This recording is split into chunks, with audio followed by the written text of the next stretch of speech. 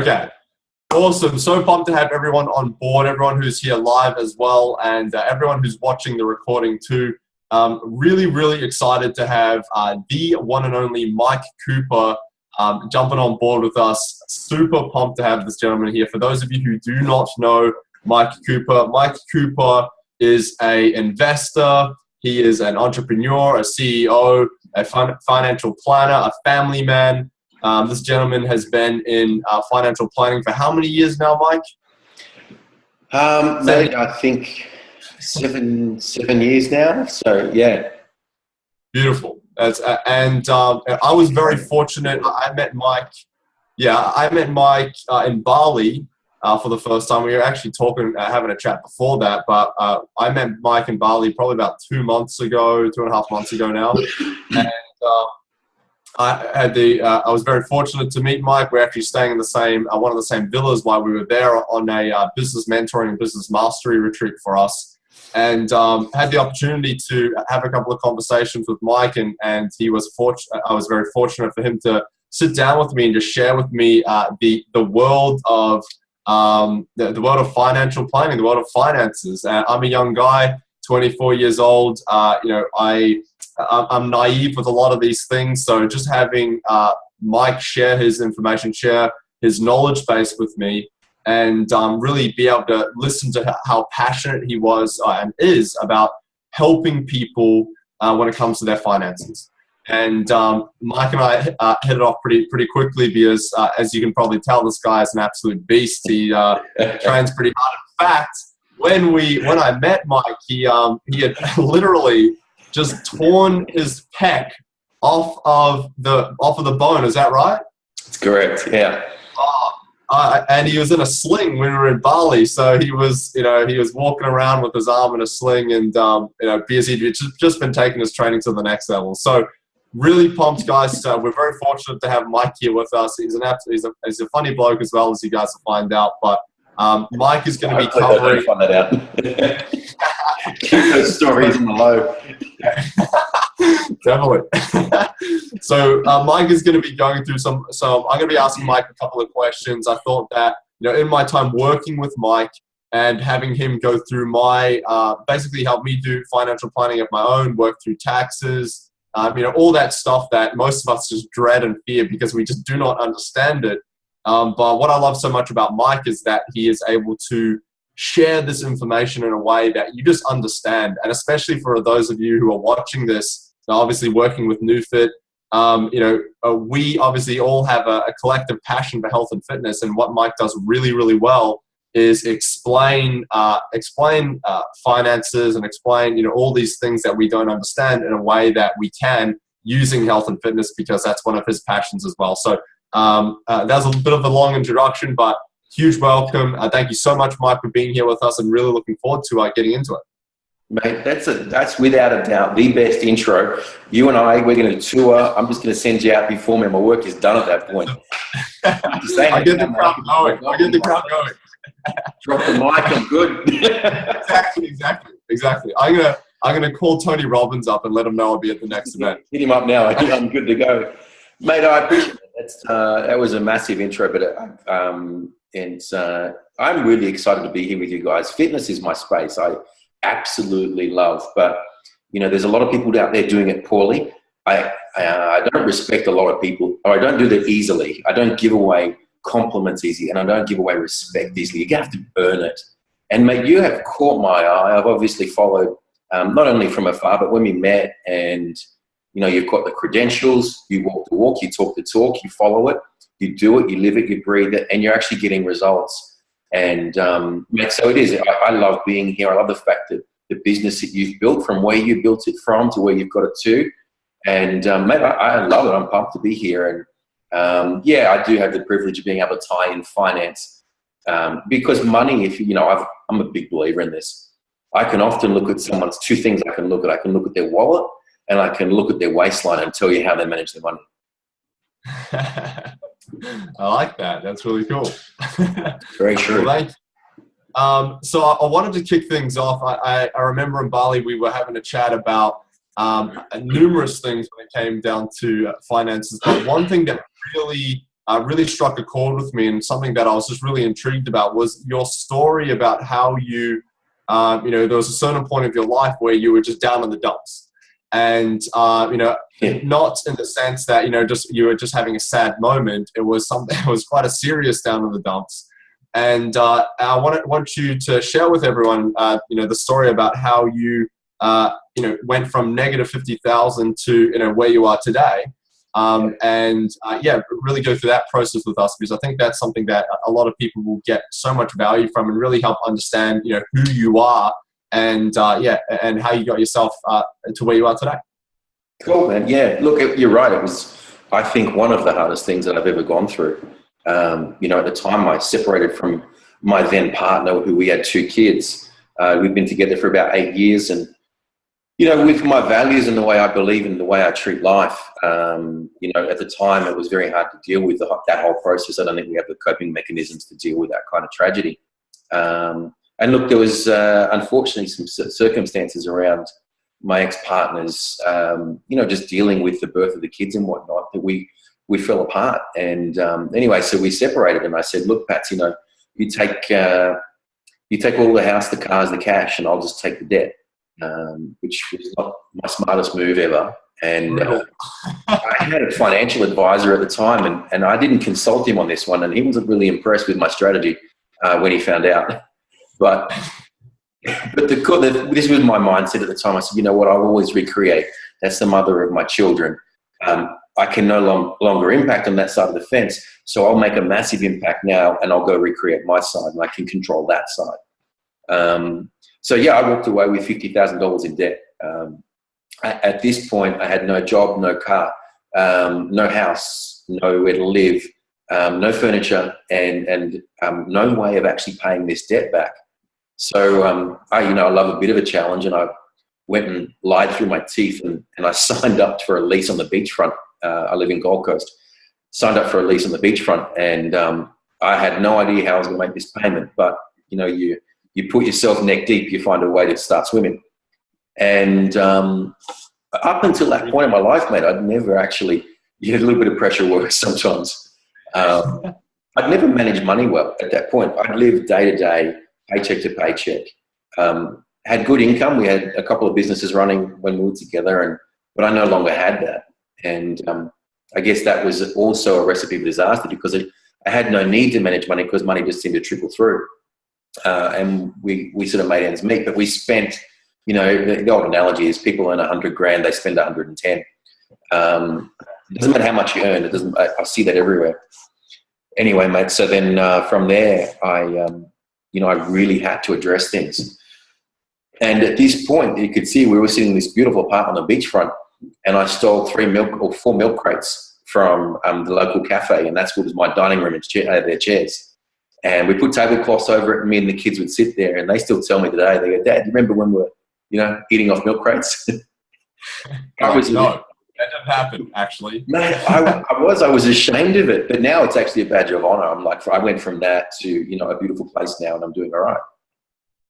How did that come about? It didn't come about from this massive income. It didn't come about from a amazing, job that provided heaps of income. I had no money coming through, and I needed to learn to manage all that I had.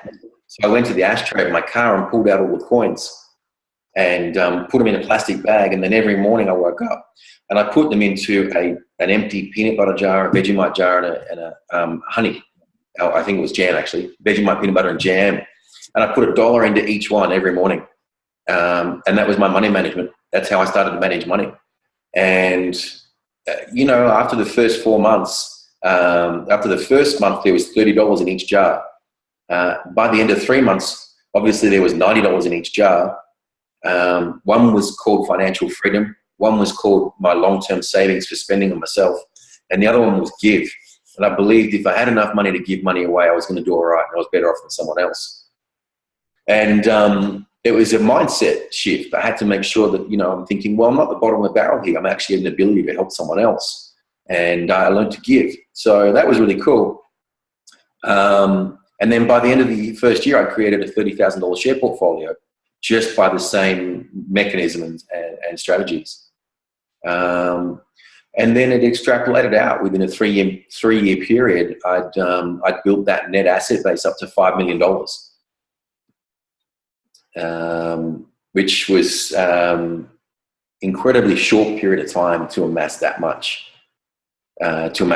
wealth. Guys, we've lost Cam, so we're going to have to wait till he dials back in, but I'll keep running with that. And it didn't stop there, because with any form of success comes hardship, you know, and I had a few knockbacks, I had a few obstacles, I had an opportunity to lose a lot of that money, and I had an opportunity to make it all back again. And I found too, with success, it never really, you know, is a smooth path. It started out in a really rocky and turbulent space where I didn't have a job or an income. But just with, you know, it was no overnight success. It was diligent planning. I had to sacrifice, had to go without. I had to learn how to do things differently to the way that I was doing it. And the big thing was that I found out that you only know what you know. Okay. And there were some things out there were some strategies out there that other people were using, like some really wealthy people were using, that I needed to find out about. And so basically I went out and found as many millionaires as I could, and I hit them up for a coffee, and I said, hey, can you teach me what you did? Can you teach me how you got to where you are? And it was in those conversations that I really learned some amazing strategies. And I found that also at that level, people at that level are so willing to give. They so want to help. They so want to help other people get ahead. These guys freely just sort of gave of their information, their knowledge, and were really keen to see me progress as well. And I guess that's sort of how I ended up to where I am today. Even though I was working in financial planning, I just wanted to make a difference in people's lives. And I know that by sharing that information, I guess some of those tools of the trade that no one really teaches you about at school, that fast track my success, if I can share that with as many people as possible, I know I can make a massive difference in their life. I just got a message from Cam that he got cut off, so he's just jumping back on. Guys, I'm going to run in through one of the questions I know that Cam had lined up was, I mean, you're all involved in fitness, you're all involved in some form of training or exercise regime, and hopefully you're doing that with Cam and getting some great results, because I've seen the results that he gets and it's phenomenal. But it's because he applies the science, okay? He doesn't just sort of take chance or show up and wonder what he's going to do this week or this day. He actually has a plan in place, and he sits down and he analyzes it probably a month out, or maybe even 3 months or a year out in advance. So training is no different to wealth creation. If you want to make money, okay, the first thing you've got to do is come up with the idea, which is a thought. So you have the right thought that you want to have a certain amount of wealth, a certain amount of money. Then you've got to attach a feeling to it, because your feeling is your motivator. That's your driver. So when you're in the gym, you don't just go, I want to get big. You say, I want to get big because it's going to make me feel good. Or I want to get lean because it want to make me feel good. Or I want to drop a waist size because that's the goal. That's what I want to feel like. So thoughts lead to feelings, which lead to your actions. This is where people get it so wrong. They just do actions first, and don't understand that when they fall over or they make mistakes, that they fail. Okay, so have a thought that you want to be wealthy. Have a thought that you want to be fit or strong or lean. Then you put some feelings behind it. You attach a feeling. So when I get there, it's going to feel amazing. It's going to be phenomenal. That's what's going to drive you when you have a setback, or maybe you have a bad training week or a bad diet week. That's what's going to move you forward. Then you're going to attach your actions to it. So your actions are the bits that are going to say, okay, cool, I want to get fit, or I want to get lean. When I get lean, I'm going to feel amazing about that, and I'm going to feel great. The actions then will, tomorrow morning, I need to go to the gym, and I need to get there 5 minutes early because I've been slack and I've been sleeping in, I've been hitting the snooze button, because I know that if I do that, I'm going to feel good, and there's my motivator. And eventually you're going to get your results.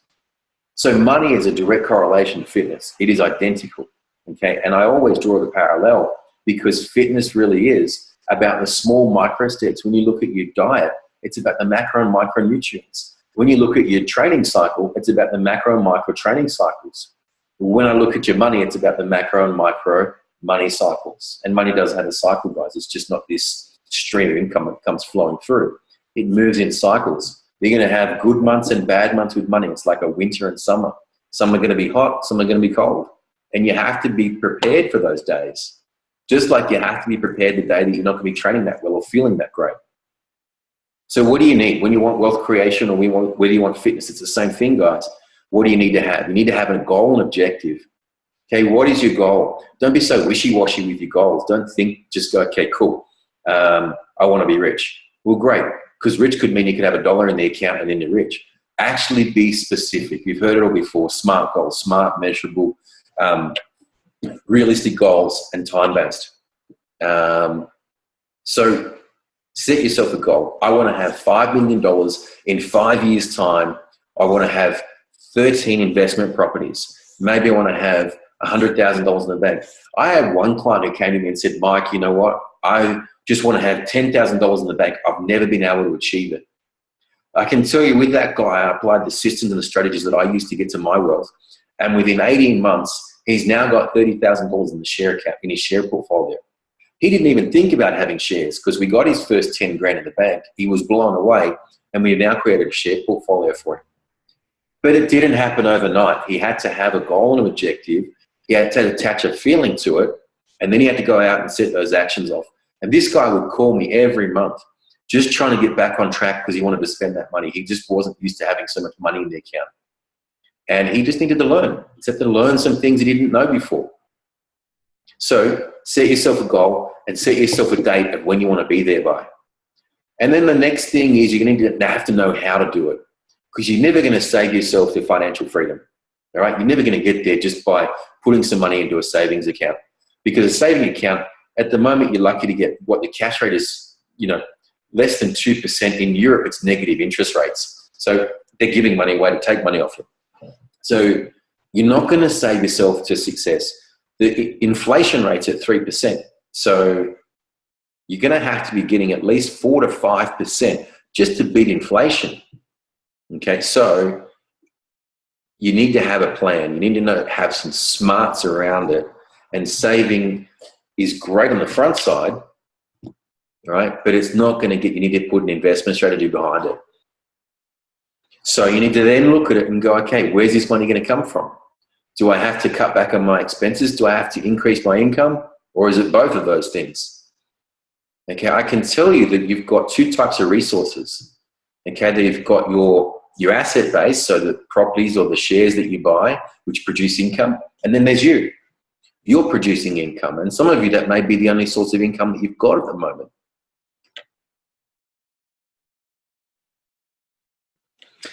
All right, so still waiting for Cam, guys, so I'll keep going. Hopefully he can get back in shortly. Hey, we got him. There he is. Oh, mate, I am so sorry. My network all good. Completely up. That was the worst. We pushed on then. Anyway, I'll finish, buddy. It was a great session, and everyone loved it. Man, technology these days. Okay, I'm so sorry. So we did you continue on with this? I've obviously heard the story. Did you finish the story? Man, pretty much ran the guy through. I just did a correlation between fitness and exercise and money. And I just basically really quickly said how when you prescribe someone a program and you write it out for them, you've analyzed the macro and micronutrients, the macro and micro cycles. You don't just rock up to the gym today and go, we're going to go do legs. You thought about it a month or a year ago. And now you're just following it through. So thoughts lead to feelings, lead to actions, which will lead to results. Same thing for money. 100%. So you're talking about the importance of strategy. Is that what you mean? And that's exactly where we've got to, man. Yeah. So have a goal, have an objective, make sure you've set a date to it when you want to achieve it by. And mate, one thing I didn't say is that most people underestimate what they can do. So whatever goal you write down, just 10x it straight away. And that's what you're really going for. So if you said, Mike, I want to have 10 grand in the bank account by the end of the year, 10x it. So what if you fall short and make 80? I'm okay with it. It's 8 times better than 10K. 100%. So the next thing I would say is,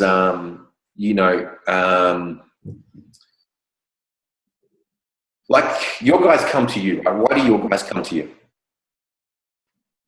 Because they're looking for, they're looking to know what it takes for them to get to that next level. A lot of it, for the most part, our clients have got into themselves from A to B. But most people out there really struggle with what it takes to get from B to C. And that's where we come in. So your guys come to you because they only know what they know. Okay, who they are today has got them this far. But it's actually not going to get them to your level or an Olympic level or a Commonwealth level. It's only, they need to change who they are, and the only way they can do that is by using what's in your head. 100%. So that's the next step for wealth, mate. And I said, when we were catching up before, I said, when I was starting out, I just took a lot of millionaires out to coffee, and I said, mate, how did you get to where you are? It cost me $3 for the coffee, but I made $1 million off the back of it. That was a good investment. I invested in myself. And just like your guys need to come to you, and they will plateau again. Now, this program they're on now will plateau, and you're going to need to ramp it up again to get them to the next level. But you've only given them enough to get them to the first level, because you'll blow their mind if you dump the whole lot of it now. 100%. So you just stage it out in processes that they can achieve great success, and then you elevate again, and then you elevate again. We're the same, mate. We just make sure that we step them through a process that's right for them now, and will blow them apart, but not too far apart. 100%. And on that as well, I wanted to, before the internet cut out on my end, I wanted to touch on the jar system that you brought up. And because this is the jar system, how you were saying that you put, $1 into, one for you, one for paying off debt, and then one for your financial freedom, right? And I would love for you, because I remember the first conversation that we had about, like, how does someone even get started?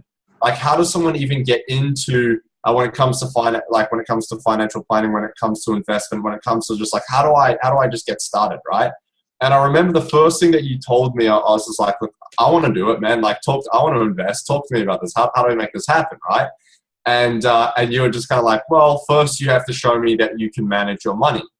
And, I was like, okay, cool. That makes sense. And I'm like, I'm doing that. I'm putting away, a certain percentage of my income every week and just storing that away for financial freedom. And you're like, okay, cool. How have you gone through this process? And we discussed about reading the book, The Richest Man in Babylon. And for those of you who haven't read that book, it's one of my favorite books, certainly. And yeah, I remember as soon as I said it, you're like, great, this guy at least knows an inkling of what's to come, which is good. I love the book because I just talk about gold the whole time. I'm like, that is awesome. But it really helped me understand how to get started. And it was interesting because when I talked to you about it, and then you shared with me the jar principle, which is actually something that I'm using today.